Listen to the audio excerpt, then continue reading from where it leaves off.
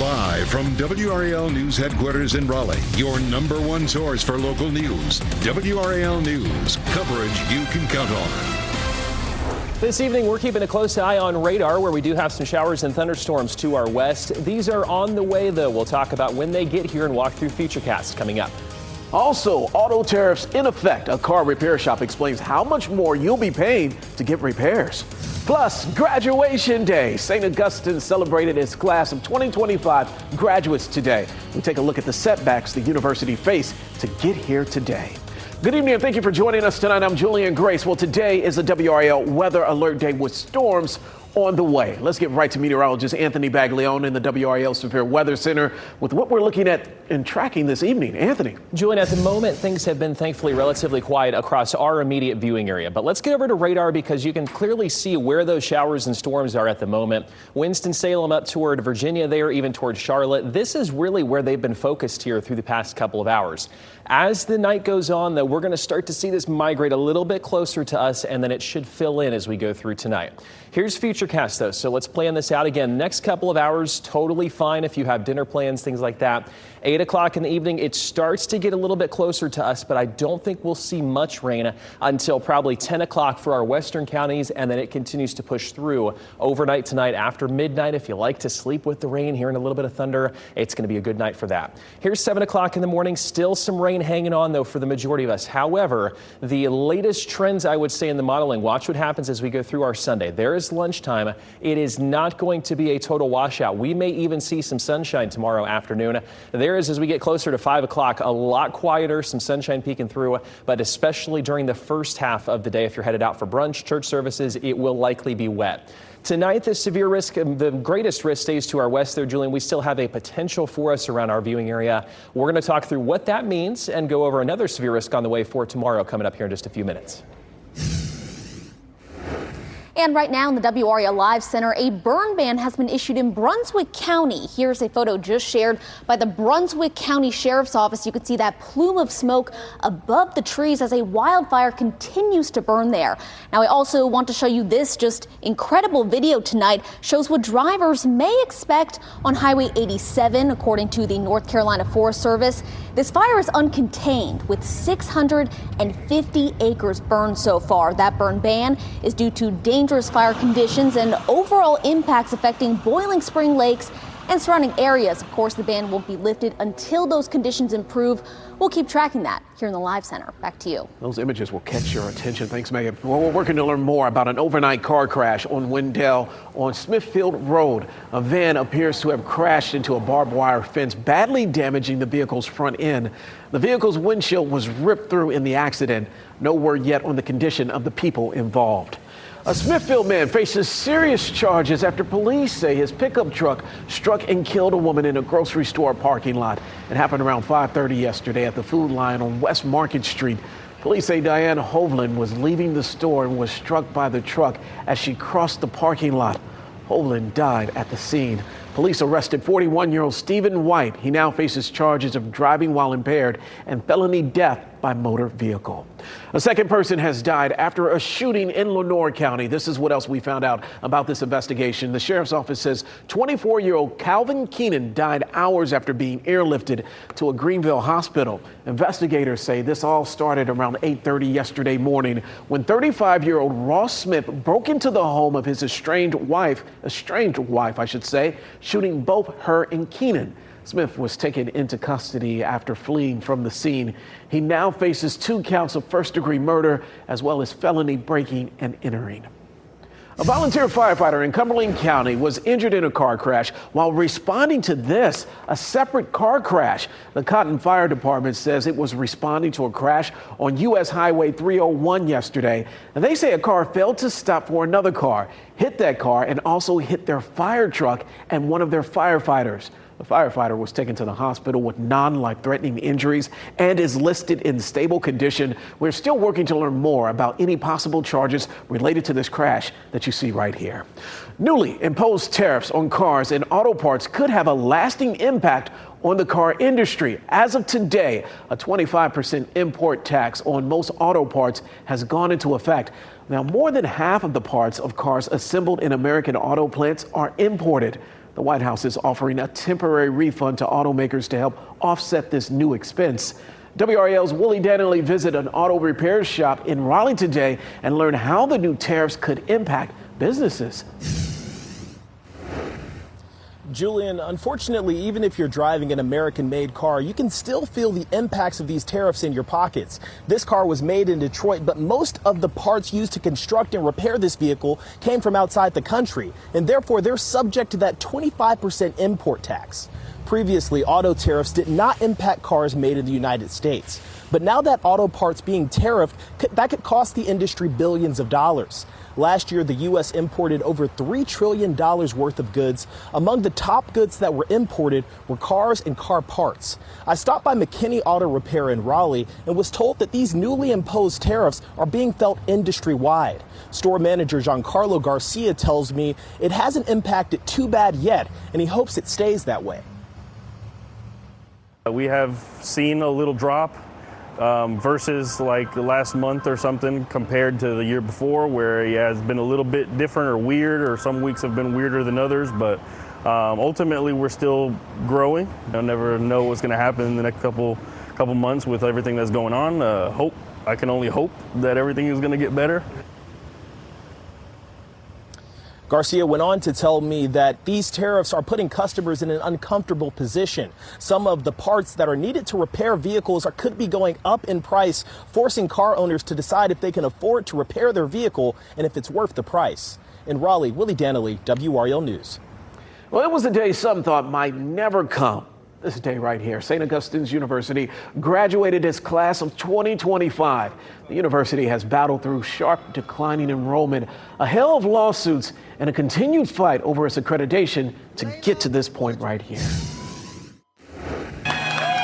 Saturday morning, St. Aug's academic year came to a close, not on campus, but inside Raleigh's Wake Chapel Church. And speakers wasted no time asking for prayers for the embattled HBCU. I would ask you to just hang in there with St. Augustine's, know that God is with us. There's plenty to pray about.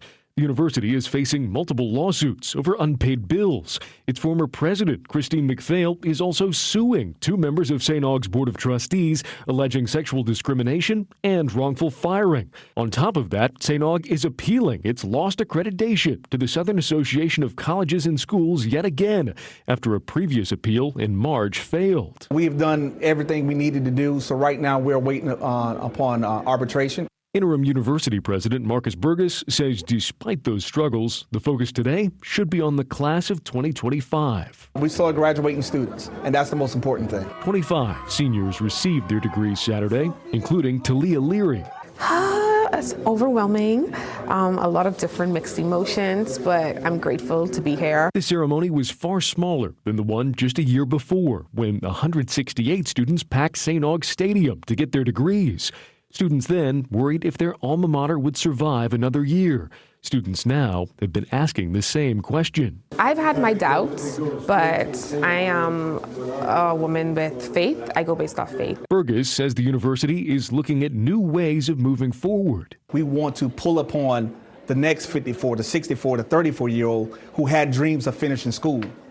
Why can't we be a university for degree completion? Why can't for credentialing? So those are some of the things in our master plan is we want to make sure that we are available for everyone. But that uncertainty over the future didn't overshadow the joy of graduating for this class, even as their alma mater's future still hangs in the balance. In Raleigh, Eric Miller, WRAL News. Congratulations to those graduates. Let's go to some more graduates. NC State welcomed nearly 7,000 graduates to the ranks of its alumni at its spring commencement this morning at Carter Finley Stadium. Admiral Daryl Caudle, commander of the U.S. Fleet Forces, delivered the commencement address. He's an NC State alumnus himself. Caudle encouraged graduates to be thoughtful leaders in a world that desperately needs them. Action beats intention, precision beats power, and timing beats speed every time. Set your target, move toward it, fall, get back up, perform again and again. Let your work speak louder than your words. What a motivating speech, I can tell. The semester's graduating class represented 59 countries and 43 states. The class included 1,268 first-generation students, 98 veterans, and 882 international students. Congratulations. Taking flight.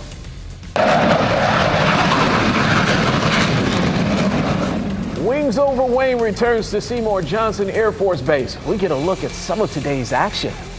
Plus, racing for a cure. Coming up, we hear why today's Susan G. Komen Race for a Cure meant a lot to WRAL meteorologist Mike Mays. Welcome back. You're taking a live look at downtown Cary Park. Looks beautiful out there. Get a chance, get on out there. Of course, after you finish watching us. Perfect weather today for one of our area's largest fundraising runs. 5, 4, 3, 2, 1, go!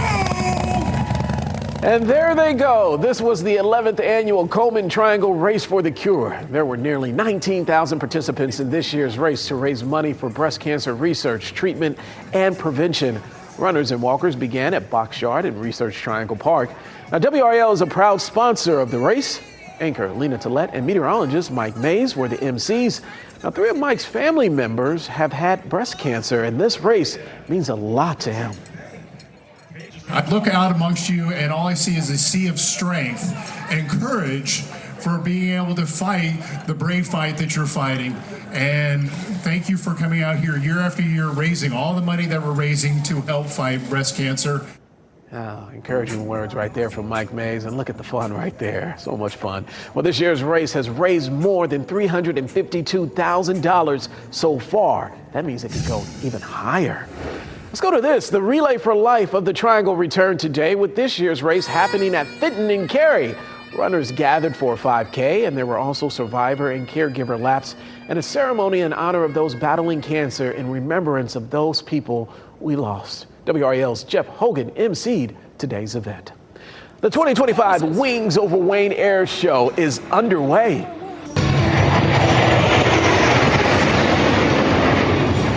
This is such a great show. The event kicked off today at Seymour Johnson Air Force Base. It is the largest free air show in our state, attracting nearly 200,000 people for the 2-day event. The air show features several demos, a chance to get up close and personal with the planes, and a performance by the U.S. Air Force Thunderbirds. The Wings Over Wayne Air Show wraps up tomorrow. Gates open at 8 tomorrow morning, with the air show happening from 10 to 2:30. The 39th annual Ham and Yam Festival is underway in downtown Smithfield today. So many people excited about the ham and yam. The popular event is a celebration of agriculture in Johnston County. More than 100 booths will feature local artists, country ham, and plenty of sweet potatoes. There's also live music. WRAL is a proud sponsor of today's event. There was also a Tasty Fun Today day at Creative Kitchen Kids Food Festival in Raleigh. This weekend, Marbles Kids Museum is offering hands-on cooking classes for kids led by well-known local chefs. Moore Square hosted the festival's main stage. WRAL is a media partner. Meteorologist Elizabeth Gardner emceed today's event. Renee Chu was there as well. Wow, good time for everybody out there. Such a beautiful day, Anthony, but looks like that is on the way behind you, right? Some changes in the works here is where we're going into tonight, Julian. I will say, though, evening plans here through the next couple of hours, we're looking totally fine. But let's get us over, first of all, to radar, because you can see where we have the shower and thunderstorm activity.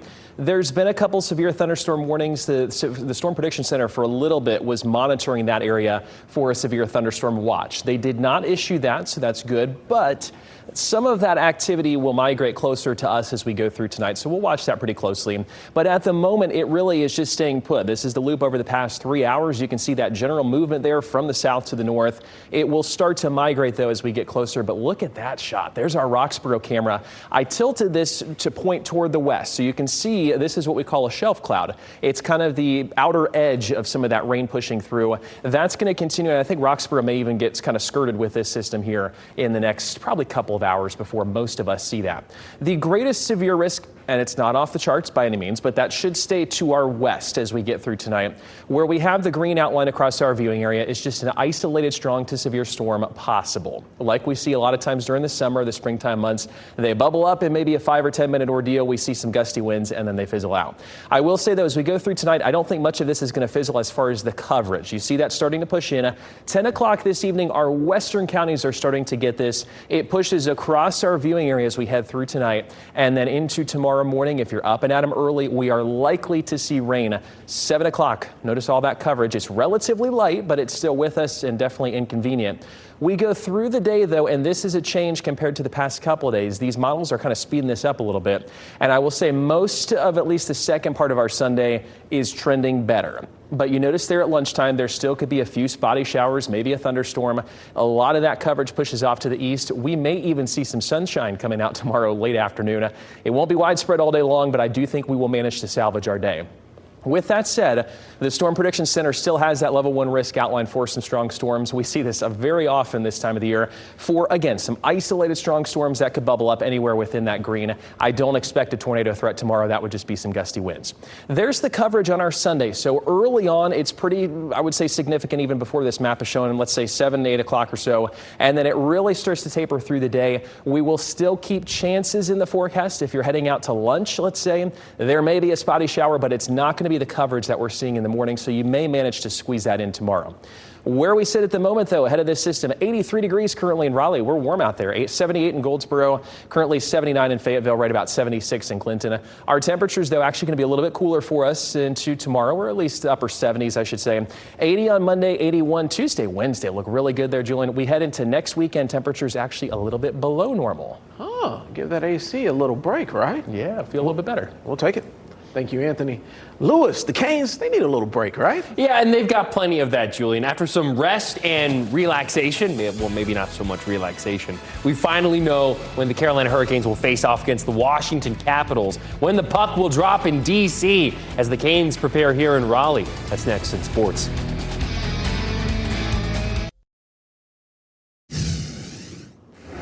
Two bits of news for you on Saturday. One, the Carolina Hurricanes have signed goaltender Freddie Anderson to a 1-year, $2.75 million extension. The team officially made the announcement this afternoon. Two, we finally know when the Canes will start round 2 against the Washington Capitals. The NHL announced late on Friday night the Capitals and Canes will start their best-of-7 series on Tuesday in D.C. Remember, Washington has the most points in the East and will have home ice advantage for this series. I'd love to tell you more, like when the first game in Raleigh will be, but that is all still to be determined. Game 1 on Tuesday is all we know for now. There are still 2 more first-round series to wrap up, a Game 7 on Saturday night against the Avalanche and Stars, and a Game 7 on Sunday night between the Jets and Blues. I know it's a lot of time off, but when it comes to the Stanley Cup playoffs, you'll take the rest when you can get it.